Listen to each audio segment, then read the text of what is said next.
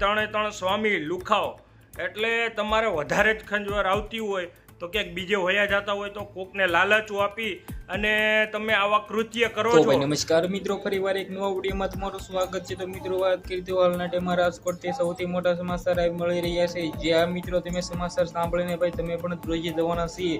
જે રીતે મિત્રો વાત કરી તો તમને બધા લોકોને ખબર છે કે ગુજરાતમાં વારંવાર સ્વામીઓ વિવાદમાં આવતા હોય છે. ફરી વખત મિત્રો હાલના ટાઈમમાં વિવાદમાં આવી ગયા છે. જેમાં મિત્રો રાજકોટ જિલ્લામાં મિત્રો બે સ્વામીઓ મિત્રો હાલના ટાઈમમાં બળાત્કાર કરતા હોવાનો મિત્રો આરોપ નાખવામાં આવ્યો છે. એક બેન મિત્રો એમ કીધો ફરી વખત તેના ઉપર એફઆઈઆર ફાડવામાં આવી છે. જેમાં મિત્રો તે બેનનો દાવો એવો છે કે મને દવા પણ પીવડાવી હતી અને સાથે સાથે મિત્રો વાત કરીએ મને ગર્ભવતી પણ કરી હતી. હાલના ટાઈમમાં આના ઉપર બે સ્વામીઓના મિત્રો નામ આવ્યા છે.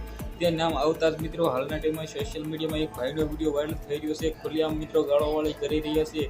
જે આ મિત્રો કરવી પણ જોઈએ, કારણ કે મિત્રો વાત કરીએ તો હાલના ટાઈમમાં આવા બે સ્વામીઓના લીધે મિત્રો આખું સ્વામી સંપ્રદાય છે મિત્રો તેના ઉપરથી વિશ્વાસ ઉડી જતો હોય છે. આના ઉપર મિત્રો વાત કરીએ તો ગુજરાતમાં હાલના ટાઈમમાં આંદોલનો પણ શરૂ થઈ શકે છે. જે રીતે મિત્રો વાત કરીએ તો ગુજરાતના લોકો મિત્રો ગઢડા ખાતે મિત્રો હાલના ટાઈમમાં આના પર આવેદન પત્રક મિત્રો દેવા ગયા છે. તેમાં ખુલ્લેઆમ કહી દીધું છે કે આ બંનેને ભાઈ સજા મળવી જોઈએ અને તમે પણ કમેન્ટ કરી દો કે આવાને શું કરવું જોઈએ, કારણ કે મિત્રો વાત કરીએ તો ગુજરાતમાં વારંવાર આવા કેસ સામે આવતા હોય છે.